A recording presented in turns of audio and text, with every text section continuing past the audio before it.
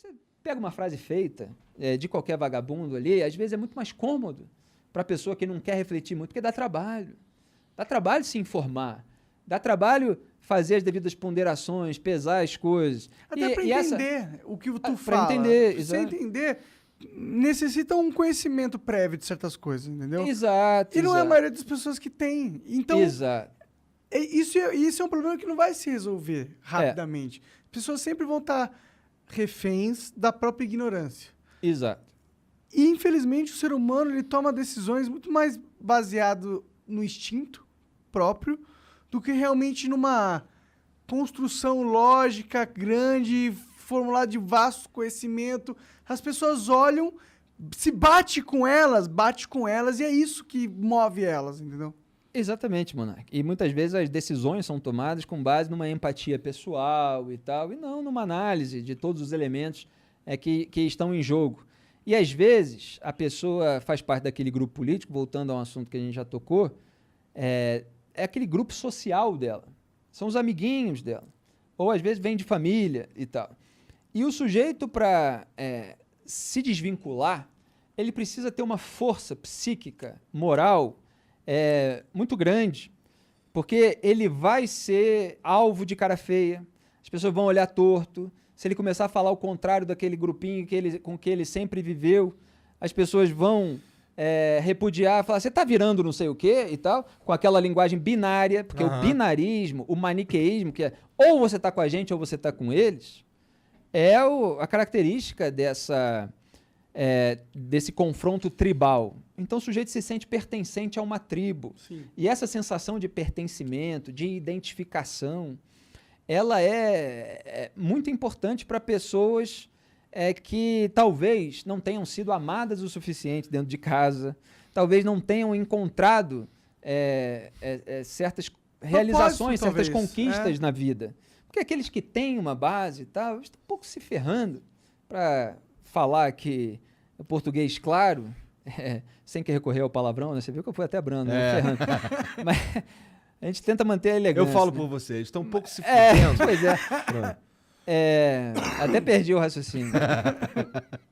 As pessoas que têm essa base amorosa, familiar, amical e tal, estão um pouco se ferrando se um monte de gente vai olhar torto e tal, porque elas estão sendo fidedignas, estão sendo fiéis aos seus princípios, aos seus valores morais e tal, e dormem com a consciência tranquila. Sim.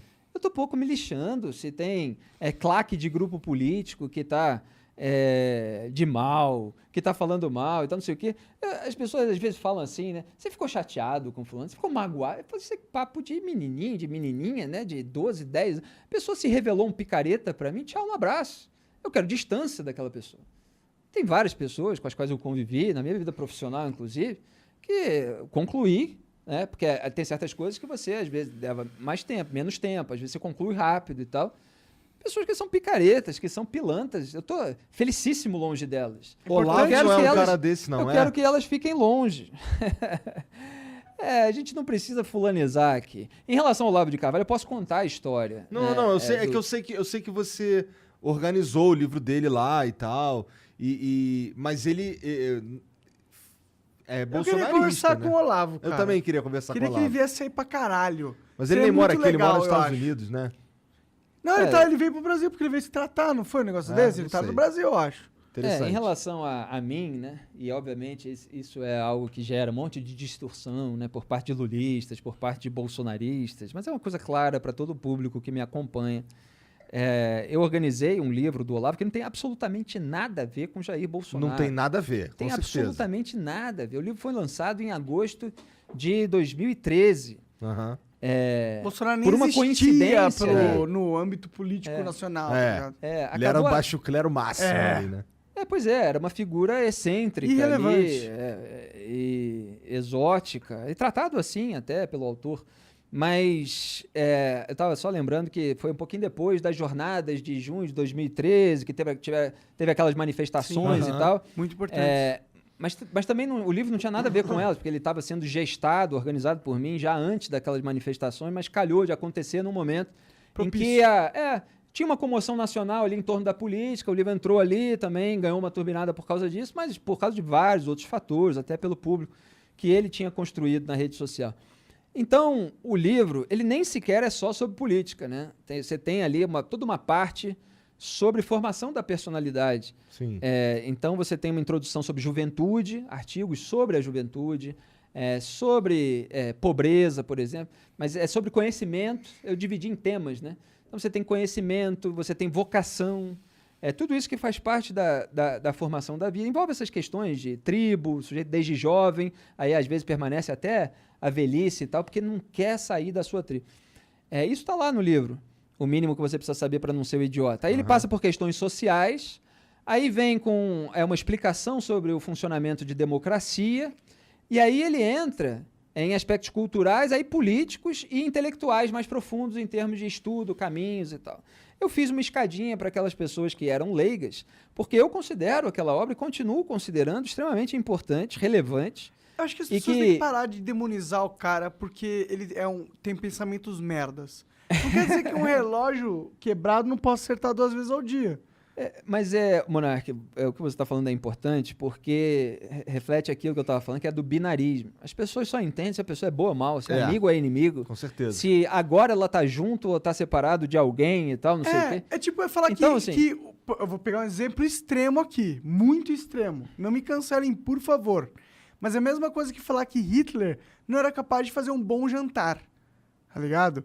O Hitler, você por mais usando que o exemplo mais extremo possível. Possível, mas é que é bom pra elucidar um ponto, entendeu? O Hitler, Claro. por mais que ele seja um monstro, entendeu? Um cara completamente desprezível, não quer dizer que ele não sabia fazer um bom... Não, ele era um pintor foda, por exemplo. Exato, exato, é isso que eu tô falando. Então, Não quer dizer que o cara é um monstro, que ele não tenha um bom ponto ali ou aqui. Não tô...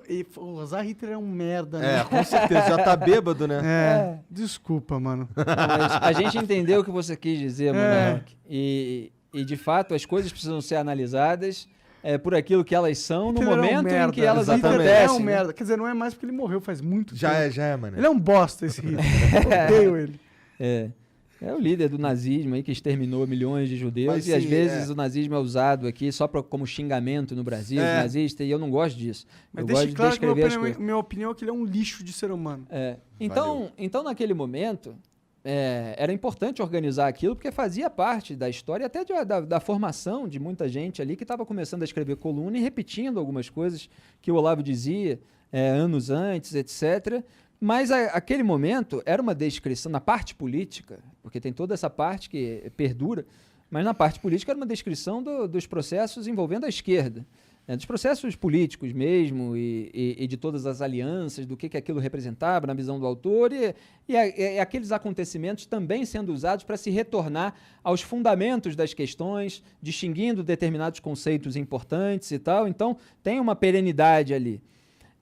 O que ele veio fazer em termos de atitude no debate público e no debate político especificamente, depois do lançamento do livro, é responsabilidade dele, né?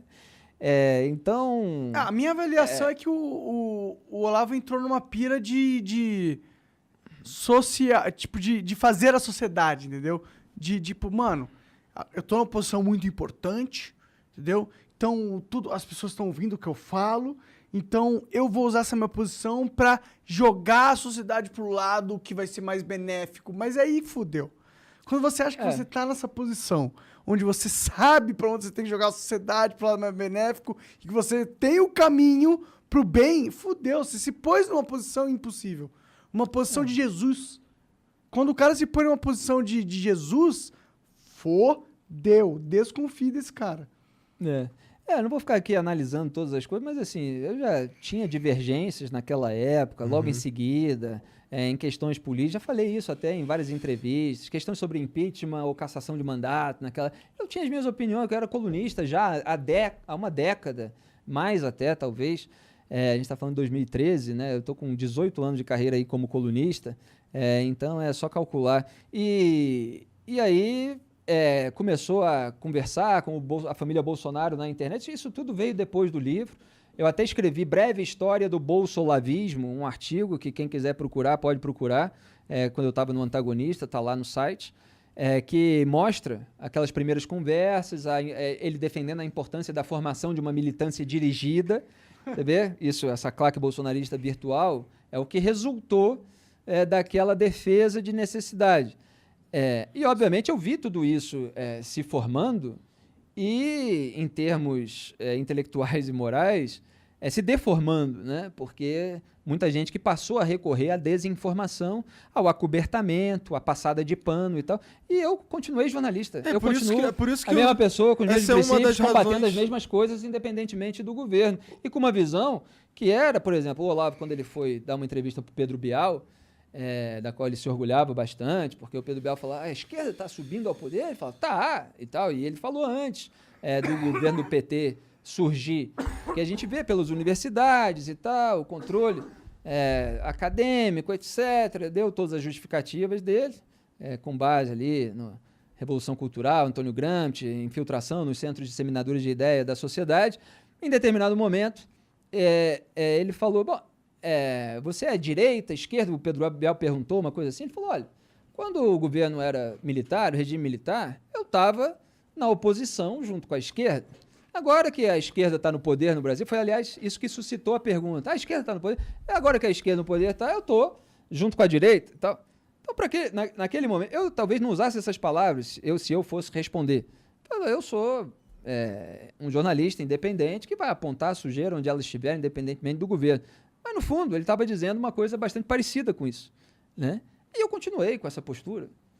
O PT estava no poder, eu estava vigiando e estava apontando a sujeira. Bolsonaro está no poder? Estou vigiando e tal. Vai subir qualquer outro aí ao poder, se ganhar e tal. Eu vou continuar vigiando. Sempre torcendo, né, como cidadão brasileiro, para que a gente tenha um governo virtuoso e tal. Ah. Tomara que um dia a gente tenha. A gente está falando aqui, né, tomara que a gente tenha um congresso virtuoso. Já teve isso? Mas não é o caso. Se for o caso, bom, aí a gente diz, agora, vou relativizar crime? Ah, não, ladruagem em gabinete não é ladruagem. Por que você acha não, que o Olavo não foi é. nessa vibe? Isso é coisa de Ele vagabundo. se seduziu pelo poder? O Olavo, na sua opinião? É ele que tem que explicar. Você está querendo Eu acho que sim. entrevistar? Eu vou falar o que eu acho. Eu não vou. Eu acho que o Olavo total, ou ele se seduziu pelo poder, ou ele tem tanto medo do PT voltar, e eu não acho que seja isso, pra ser sincero, que ele acha que os fins justificam os meios. O ponto dele querer uma militância dirigida para um lado significa que ele está copiando a mesma estratégia do PT, porque a PT tem uma militância dirigida. É porque aí até entra uma questão, né? Uma coisa é um autor dizer que, olha, para você subir ao poder político no Brasil, diante de tantas militâncias, etc., você vai precisar criar aí uma turma aí para valorizar as suas ideias e tal, para divergir no debate público, as pessoas que acreditam mesmo. Mas os simpatizantes. De militância. Não, pois é, essa distinção que eu estou querendo fazer. Até aí você fala, bom, um colunista está dizendo que é preciso haver uma militância. A terceira via agora. Alguém pode falar assim, bom, para enfrentar as pessoas no debate público vai precisar que alguém... Tem aqui que defenda a que terceira defenda via. e tal, não sei o quê. Agora, uma coisa é você reunir o pessoal do seu partido e tal, simpatizantes, etc., para defender aquelas ideias. Outra coisa é ser descoberto que o sujeito tinha um esquema criminoso e você falar assim, não, de jeito nenhum. E, aliás, isso nem é crime, né? Se for, tá tudo bem, se fez, não é crime, porque, na verdade, isso aí todo mundo faz e não sei o quê, blá, blá, blá. Aí não dá, entendeu?